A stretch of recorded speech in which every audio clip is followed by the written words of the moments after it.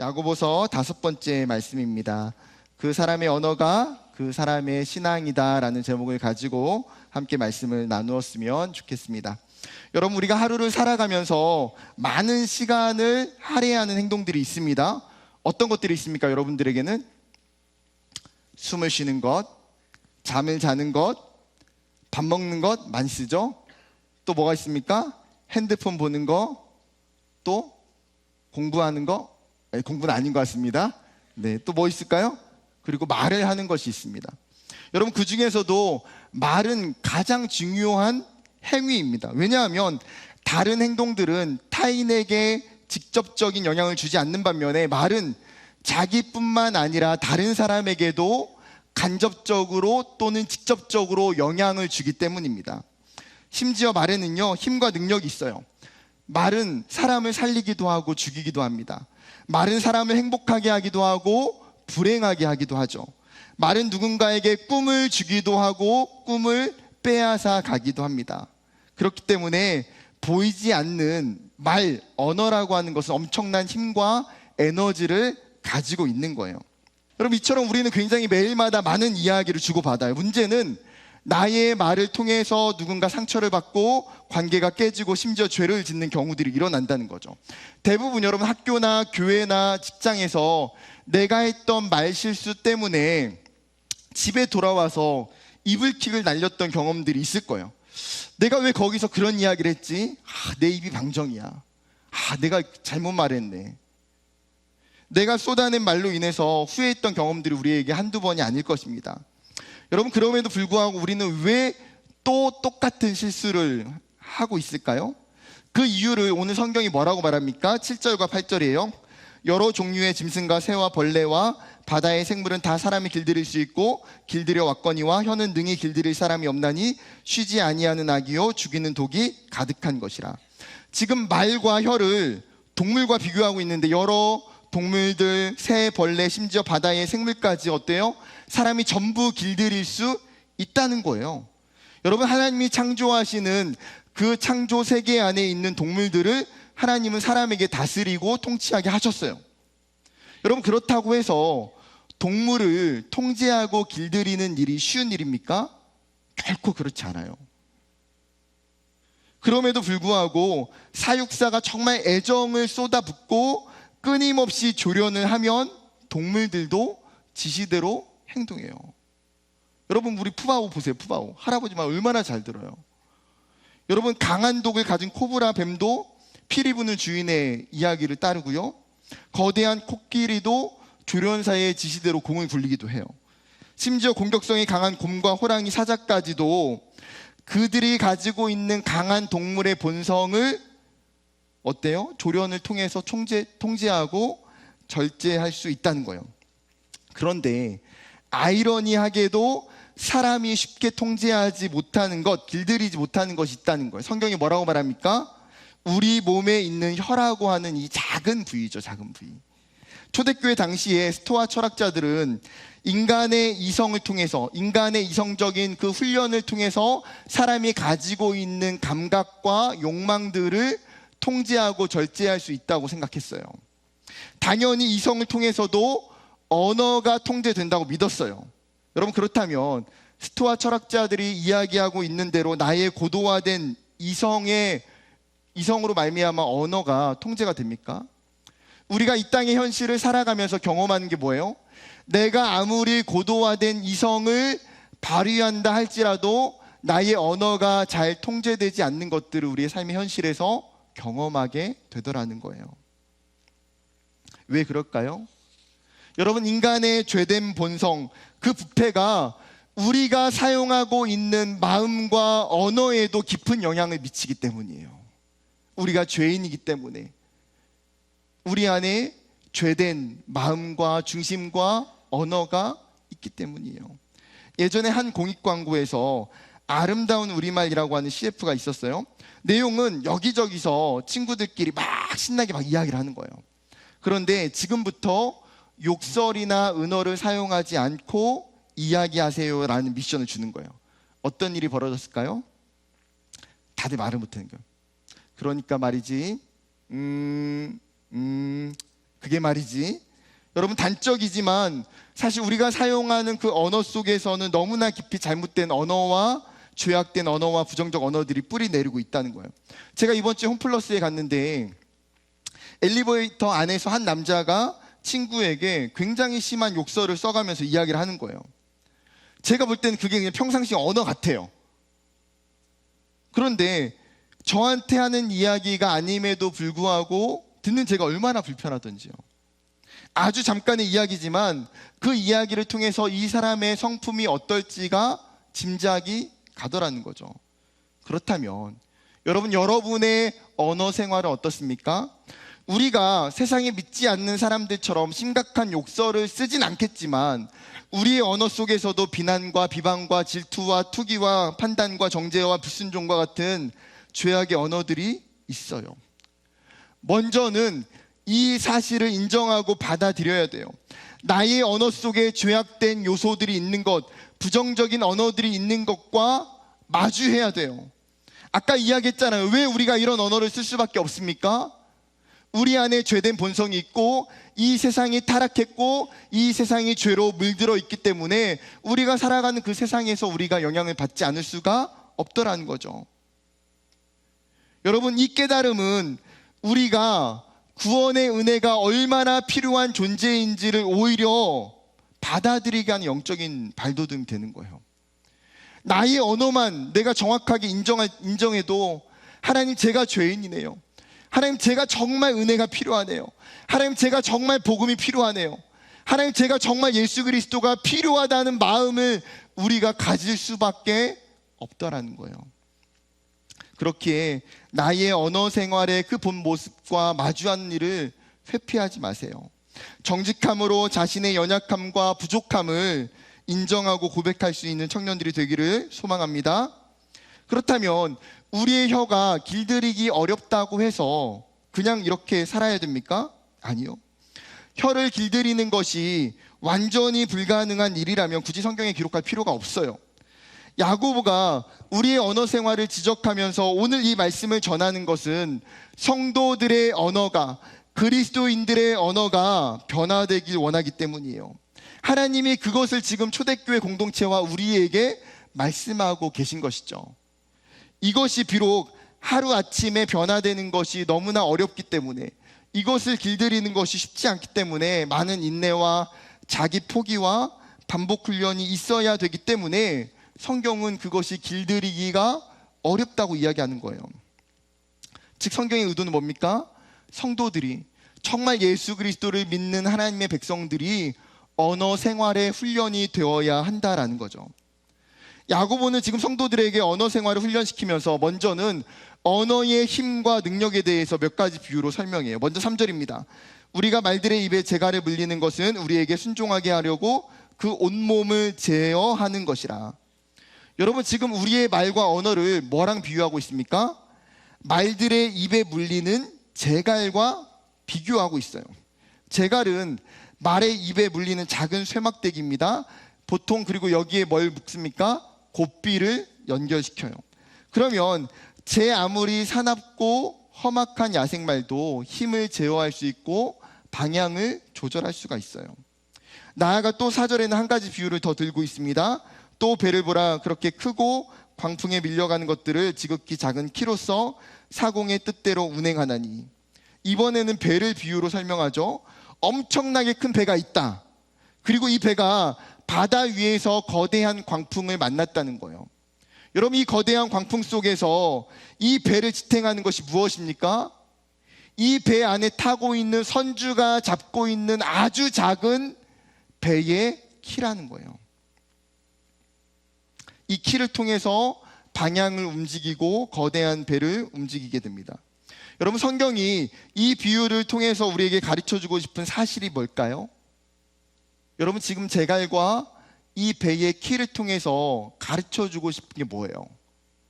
우리에게 있는 아주 작은 것이 전체의 몸통을, 그 모든 것을 움직이고 통제하는 힘이 있다는 거예요. 이 작은 것을 통해서 그 방향이 결정되더라는 거죠. 여러분, 민수기 13장에 보게 되면 하나님께서 모세에게 가나안 땅을 정탐하도록 명령을 내려요. 각 지파마다 어떻습니까?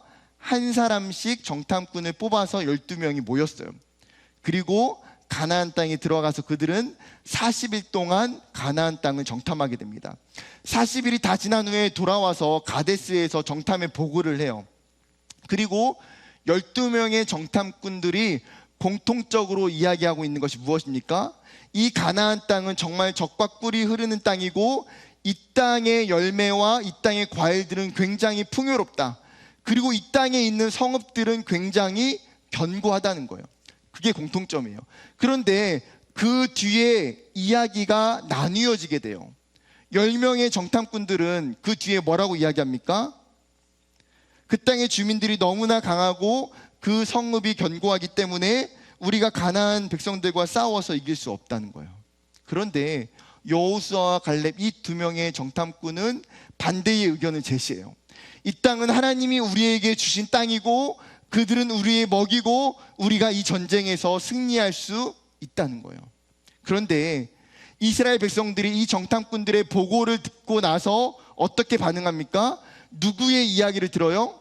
갈렙과 여호수아의 이야기를 듣는 것이 아니라 10명의 더 많은 정탐꾼들이 했던 이야기를 받아들이고 그 이야기로 말미암아 낙심하고 절망에 빠지고 불평하고 원망해요. 이스라엘의 그 10명의 정탐꾼이 했던 부정적인 언어, 잘못된 언어, 그것이 이 이스라엘이 가고자 하는 방향의 키를 잘못 틀게 되는 거예요. 그로 인해서 어땠습니까? 이스라엘은 40년 동안 광야에서 생활하게 되고 만 20세가 넘는 성인들은 그 광야에서 다 죽게 돼요. 여호수아와 갈렙을 제외하고. 분명한 것은 여러분, 이러한 일들이, 이스라엘이 경험하고 있는 이러한 현상들이 우리의 삶에서도 충분히 지금도 일어날 수 있다는 거예요. 이런 잘못된 언어 생활로 인해서 성경은 우리에게 강력하게 경고합니다. 5절과 6절입니다. 같이 읽어볼까요? 시작. 이와 같이 혀도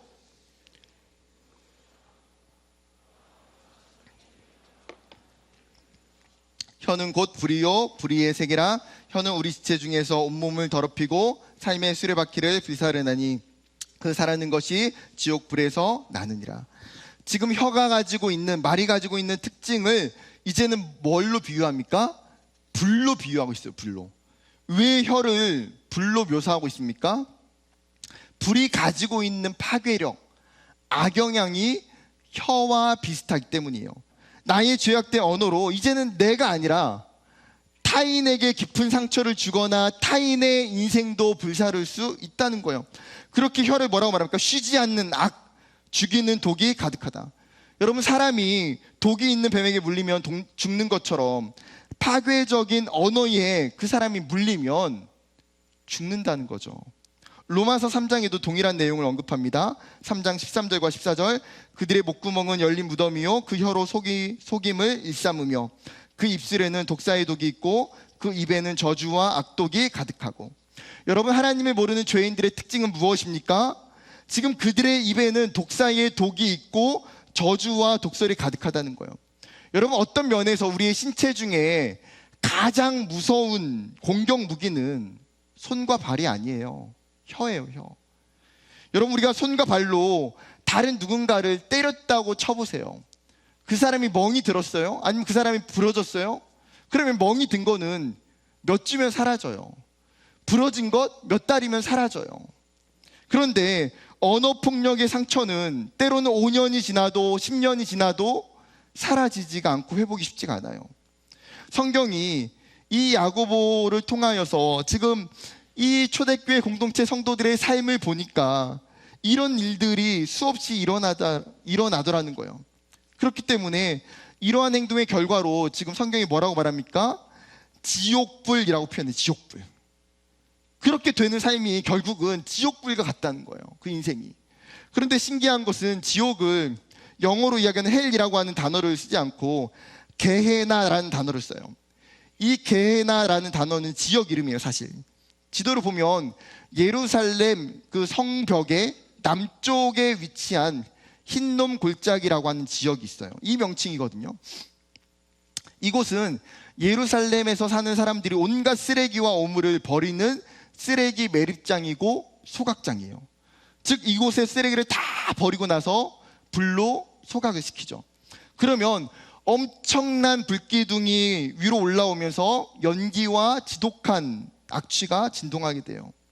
여러분, 예루살렘에 살고 있는 사람들은 지옥이 있다면 마치 저렇겠지라고 쉽게 상상할 수 있는 거예요. 사람들의 그 혀의 파괴성에 대해 들을 때에 예루살렘의 그 게헤나가 자신의 머릿속의 영상으로 오버랩되는 거예요. 내가 혀를 잘못 사용하면, 악한 말을 할 때에 그 엄청난 쓰레기 더미에 그 불의 악취가 나는 게헤나처럼 내 삶이 불태워지는 것, 내 삶에 끝없는 악취가 나는 것, 끔찍한 일이 발생한다고 받아들이는 거예요. 여러분, 야고보가 이처럼 혀의 파괴성을 시각적으로 그리고 현세적으로 설명하고 있는 이유가 뭘까요? 언어로 인한 죄의 영향은 우리가 지금 죽어서 가는 지옥이 아니라는 거예요. 그러면 얼마나 편하겠어요. 우리가 이 땅에서 언어의 공격을 받을 때에 이 땅은 아무렇지로 않은 영향을 받고 그냥 지옥에 가서, 천국에 가서 고통스러우면 얼마나 좋겠어요. 그러나 현재 이 땅을 살아가는 인생이 그 삶 가운데의 지옥과 같을 수 있더라는 거예요. 내가 내뱉는 악한 말로 이 땅에 5년 10년이 지옥이 될 수 있고, 누군가 원수가 될 수 있고, 내 평생의 이미지가 부정적으로 될 수 있고, 내가 반드시 가져야 되는 기회를 놓칠 수도 있고, 나에게 소중한 사람을 잃어버릴 수도 있어요. 여러분, 우리의 삶이 이렇게 된다면 그것은 하나님의 뜻이 아니에요. 그것은 결코 하나님의 목적도 아니에요. 하나님이 기뻐하시지 않는다는 거죠. 9절과 12절을 읽어볼까요? 이것으로 우리가 주 아버지를 찬송하고 또 이것으로 하나님의 형상대로 지음을 받은 사람을 저주하나니 한 입에서 찬송과 저주가 나오는도다. 내 형제들아, 이것이 마땅하지 아니하니라. 샘이 한 구멍으로 어찌 단물과 쓴물을 내겠느냐? 내 형제들아, 어찌 무화과 나무가 감람 열매를, 포도나무가 무화과를 맺겠느냐? 이와 같이 짠물이 단물을 내지 못하느니라. 지금 하나님이 우리에게 입을 주신 목적을 이야기하면서 그 목적을 뭐라고 말합니까? 여러분, 하나님이 여러분에게 혀를, 입술을 주신 이유가 뭐예요? 여러분, 그것은 우리로 하여금 하나님을 찬송하고 하나님을 예배하고 하나님께 영광 올려드리기 위함이에요. 하나님의 말씀을 통해서 하나님이 창조적인 힘이 말씀을 통해서 나타나잖아요. 그 창조적인 말씀의 힘이 하나님의 백성들에게도 하나님이 주셨다는 거예요. 하나님은 우리의 입을 통해서 다른 사람을 축복하고 다른 사람을 살리고 다른 사람에게 복음을 전하기를 원하세요. 이것이 목적이에요. 그런데 여기에서 엄청난 모순이 생겨난다는 거죠. 하나님을 찬양하고 하나님을 축복해야 되는 입으로 내가 다른 사람을 축복하는 것이 아니라 비방하고 저주하는 일이 일어나요. 잠언의 기자가 우리에게 입술에 대해서 이렇게 권면합니다. 쉬운 성경으로 제가 읽어드릴게요. 악인은 자기의 더러운 말 때문에 올무에 걸리지만 의인은 재앙을 피한다. 입술을 잘 열면 좋은 것으로 배부르고 반드시 자기 손이 행하는 대로 보상을 받는다. 되는 대로 하는 말은 비수처럼 찌르지만 지혜로운 자의 혀는 상한 마음을 고쳐준다. 진실한 입술은 영원히 남지만 거짓된 혀는 곧 사라지고 만다. 여러분, 즉 우리의 입술을 어떻게 사용하느냐에 따라서 그 삶과 그 결과는 완전히 달라지더라는 거죠. 우리의 입술로 누군가는 재앙을 빠지게 할 수도 있고 누군가는 그 사람으로부터 재앙에 건져낼 수도 있어요. 누군가 다른 사람의 마음을 빗으로 찌르는 칼이 될 수도 있지만 누군가에게는 그 상한 마음을 고칠 수 있는 수술의 칼이 되기도 해요. 사랑하는 청년 여러분, 여러분은 전자입니까? 후자입니까? 우리의 입술로 하나님을 찬양하기도 하고 누군가를 저주하기로 한다면 여러분, 그것은 말이 되지 않는다는 거예요. 무화과 나무가 감람 열매를 맺는 것이 말이 되겠느냐? 여러분, 한 우물에서 가운데에 서서 한쪽으로 바가지를 펐는데 오른쪽 물을 떠먹으니까 물이 달아요. 반대로 왼쪽에서 바가지를 펐는데 왼쪽 물은 물이 써요. 여러분, 이런 일이 있을 수 있습니까? 한 샘에서 단물과 짠물이 쓴물이 나올 수가 없는 거예요. 여러분, 우리가 예배 시간에 청년들이 찬양하는 모습을 보면요, 얼마나 감격스럽고 얼마나 은혜되는지 몰라요. 참 우리의 신앙의 고백, 우리의 입술의 고백이 하나님 앞에 얼마나 귀한지 몰라요. 우리가 열심히 찬양하고 열심히 기도하고 열심히 예배 드렸는데, 그리고 나서 돌아가서는, 그리고 나서 모여서는 우리의 입술로 금방 누군가를 비난하고 부정적인 이야기를 쏟아내고 정죄해서는 안 된다는 거예요. 사랑하는 청년 여러분, 우리가 예수 그리스도를 믿고 그 예수님으로 인해서 우리의 삶이 변화된 줄 믿습니다. 우리가 죄인에서 의인으로 변화되었어요. 우리가 과거의 옷을 벗고, 옛사람의 옷을 벗고 그 예수님이 주신 복음으로 말미암아 우리가 새 옷을 받아 입은 존재들이에요. 그렇다면 우리의 삶이 그 예수 그리스도를 인하여서 회심했다면 우리의 입술도, 우리의 언어도 회심해야 돼요. 우리의 언어도 변화되어야 돼요. 그렇다면 구체적으로 어떻게 변화되어야 될까요? 간단하게 세 가지 적용점을 나눠보고자 합니다. 첫 번째, 악한 말과 부정적인 말을 멈춰야 됩니다. 베드로전서 2장 1절 같이 읽어볼까요? 시작.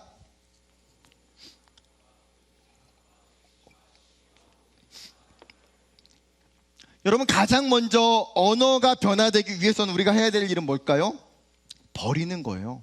멈추는 것. 나의 잘못된 언어, 지금까지 내가 예수를 잘 몰라서, 내가 그리스도인이라고 하는 그 인식의 정체성이 올바르지 못해서 내가 했던 세상적인 언어들, 세속적인 언어들이 있다면 버리는 거예요. 여러분, 멈추는 일이, 버리는 일이, 내가 지금까지 열심히 사용했던 단어들과 표현들을 사용하지 않는다는 것 결코 쉬운 일이 아니에요. 그런데 그것이 시작이라는 것을 알아야 돼요. 우리가 그리스도인인지 아닌지 알게 되는 그 모습은 우리의 입을 닫고 멈추는 것에서 시작하는 거예요. 세상에서 하는 즐거운 유행어도 있을 수 있어요. 세상에서 이야기하는 사람들이 많이 쓰는 비속어나 잘못된 말들이 있어요, 우리 안에. 그렇다면 그것들을 버려야 돼요. 우리 안에 이 시대가 가지고 있는 악한 말, 부정적인 말들을 우리의 삶에서 정말 끊어낼 수 있는 저와 여러분이 되기를 소망합니다. 두 번째는 타인에 대한 험담과 비방을 멈춰야 돼요. 여러분, 어디를 가든지 사람들이 모이는 곳에서는 사람들을 이야기할 때가 많아요. 그것은 당연한 일이에요. 사람에 대한 관심이 우리에게는 최우선이고 그것이 사실은 굉장히 즐겁고 기쁜 일이기 때문이에요. 누군가에 대한 칭찬, 격려, 존경, 이런 이야기들은 좋은 말이에요. 해도 되죠. 하지만 반대로 누군가를 비방하거나 흉을 보거나 미워하거나 하는 이야기를 내뱉을 때가 있어요. 전문 용어로 뭐라고 말합니까? 뒷담화. 여러분, 우리가 남을 헐뜯게 될 때에 세 사람이 죽는다는 말이 있어요. 어떻게 세 사람이 죽을까요? 말하는 자신과 그 말을 듣는 사람과 헐뜯는 대상. 이 세 명 모두 다 상처를 받고 독이 돼요. 여러분, 누군가 여러분이 없는 자리에서 여러분들에 대한 평가와 비난을 한다고 가정해 보세요. 듣고 나서 기분이 좋을 사람이 어디 있겠어요? 여러분, 우리가 이런 이야기를 결국 나눌 때, 누군가에 대한 비방과 조롱과 비판할 때에 누가 좋아할까요? 딱 한 사람. 마귀, 사단이 좋아할 뿐이에요. 왜냐하면 마귀는 거짓의 앞잡이고 이간질과 참소와 비방과 비난을 좋아하기 때문이에요. 그리고 그런 우리의 뒷담화와 비난과 비방이 끊임없이 이어지게 될 때에 우리의 언어가 결국에는 마귀에게 조정당할 수밖에 없어요. 성경이 우리에게 이렇게 이야기합니다. 야고보서 4장 11절 같이 읽어볼까요? 시작. 형제들아, 서로 비방하지 말라.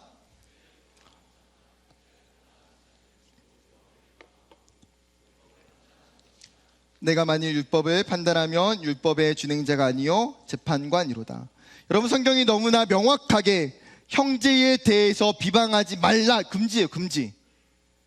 절대 하지 말라는 거예요.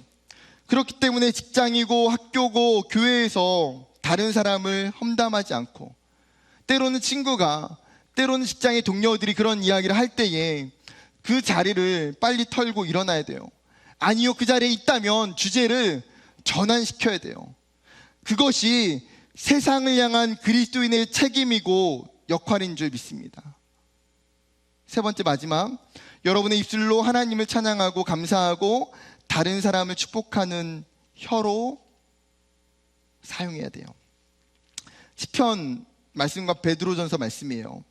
내 입이 여호와의 영예를 말하며 모든 육체가 그의 거룩하신 이름을 영원히 송축할지로다. 악을 악으로 욕을 욕으로 갚지 말고 도리어 복을 빌라 이를 위하여 너희가 부르심을 받았으니 이는 복을 이어받게 하려 하심이라. 여러분, 민수기 6장에 보게 되면 하나님께서 모세에게 이스라엘을 축복하라고 이야기하시면서 뭐라고 말씀하십니까? 너가 축복한 대로 내가 그들을 축복하여 줄 것이라고 말씀하세요. 여러분, 즉 너가 축복하고 너가 이야기하는 대로 나 여호와가 이룬다라는 거죠. 여러분, 이것은 엄청나게 놀라운 말씀이에요. 엄청나게 놀라운 선물을 우리에게 주신 거예요. 하나님이 저와 여러분에게, 하나님의 자녀들과 백성들에게 축복권을 주셨어요. 축복권. 로마서 12장 14절에도 이렇게 말해요. 너희를 박해하는 자를 축복하라. 축복하고 저주하지 말라. 심지어 원수를 향해서도, 나를 박해하고 핍박하고 나를 어렵게 하는 그 사람을 향해서도 하나님 뭐를 하라는 거예요? 축복하라는 거죠. 이것이 영적인 특권이고 사명이기 때문에 여러분, 예수를 믿지 않는 사람은 다른 사람을 축복할 수가 없어요. 왜요? 그것은 인간적인 언어이기 때문에. 그러나 우리의 언어가, 우리의 말의 힘이 전혀 그들과 다른 것은 무엇입니까? 우리가 선포하는 이 축복이 나의 축복이 아니기 때문이에요. 그것은 하나님의 축복이고 하나님의 일하심을 우리가 약속으로 받았기 때문이에요. 개인적으로 제 삶에 변화시켰던 한마디가 있었어요. 제가 설교 때에 한번 이야기했던 저의 영적 멘토 목사님이 계세요.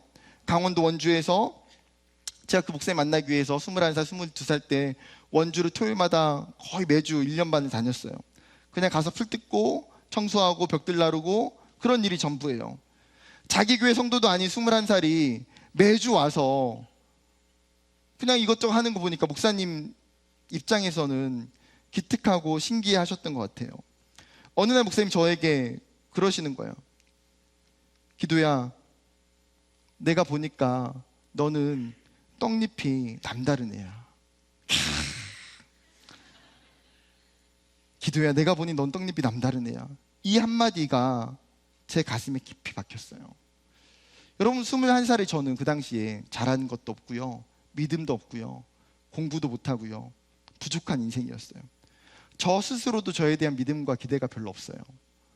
그런 저에게 목사님이 이 한마디, 기도야, 너는 떡잎이 남다른 애야. 이 이야기를 듣고 서울로 올라오는 버스 안에서 그 멘트가 계속 뇌리에 남는 거예요. 얼마나 눈물이 나든지. 그분의 축복의 이야기가 저에게는 사실 다른 한편으로는 하나님이 저에게 해주시는 말씀처럼 들렸어요. 기도야, 너는 떡잎이 남다른 애야. 넌 내가 사랑하는 귀한 아들이야. 이 한마디가 사실 저의 무너진 인생을 일으켰고 소망을 불러왔어요. 지금도 스승의 날 되면 제가 스승 목사님 자주 찾아뵙는데 저에게 해주셨던 그 한마디가 저는 제 인생에 너무너무 감사해요. 그분이 해주셨던 축복이 하나님의 축복으로 저에게 임했음을 제가 경험했기 때문이에요. 사랑하는 청년 여러분, 우리가 어떤 특별한 영적인 지도자이기 때문에, 어떤 위치에 있기 때문에 누군가를 축복할 수 있는 것이 아니에요. 하나님은 모든 그리스도인들이, 모든 성도들이 동일하게 축복할 수 있는 권한을 주셨어요. 저의 축복과 여러분의 축복이 다르지 않더라는 거예요. 여러분, 그렇다면 하나님이 여러분에게 주신 이 선물을 마음껏 사용하시는 여러분 되기를 원합니다. 설교를 마무리하고자 합니다. 여러분은 어떤 사람과 동역하기를 원하세요? 여러분은 어떤 사람과 친구가 되기를 원하십니까? 여러분은 어떤 배우자를 만나기를 원하세요? 사람들은 외모로, 외적인 조건으로 좋은 사람을 만나고 싶어요. 여러분, 우리가 흔히 외모가 너무 빼어나면 뭐라고 말합니까? 피곤할 수도 있다, 그렇게 이야기하잖아요.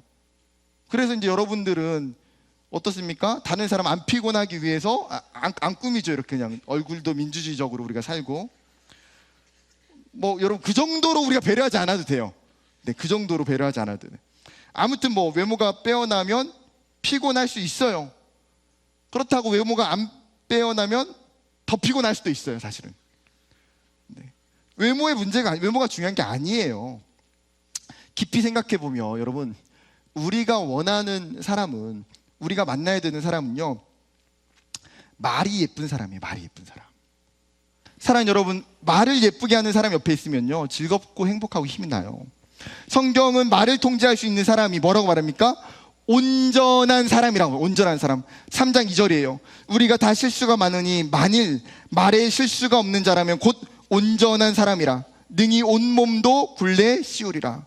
여러분, 여기서 온전함이라고 하는 것은요, 완전함을 의미하는 것이 아니에요. 성숙함이라는 의미의 단어예요. 당연하죠. 우리가 다 연약하고요, 불완전하고 부족함이 있어요. 그러나 우리가 예수 그리스도를 믿고 그분을 닮아가면서 성숙해지는 거예요. 그 사람의 믿음과 신앙의 성숙은 결국은 우리가 뭘로 쉽게 볼 수 있어요? 그 사람이 사용하는 언어와 말로 증명될 수 있는 거예요. 오늘 설교의 제목처럼 그 사람의 언어가 그 사람의 신앙이고 삶이기 때문이에요. 여러분, 말에는 그 사람의 영성이 담겨져 있어요. 말에는 그 사람의 인격이 녹아져 있어요. 그렇기 때문에 여러분, 오늘 야고보 사도가 하나님이 초대교회와 우리에게 하고 있는 이 말씀처럼 우리의 언어가 우리의 신앙이라는 사실을 정말 기억하면서 나의 입술을 통해서 하나님을 높이고 하나님을 찬양하고 다른 사람을 정말 축복하며 사랑하며 살릴 수 있는 저와 여러분이 되기를 주님의 이름으로 축복합니다.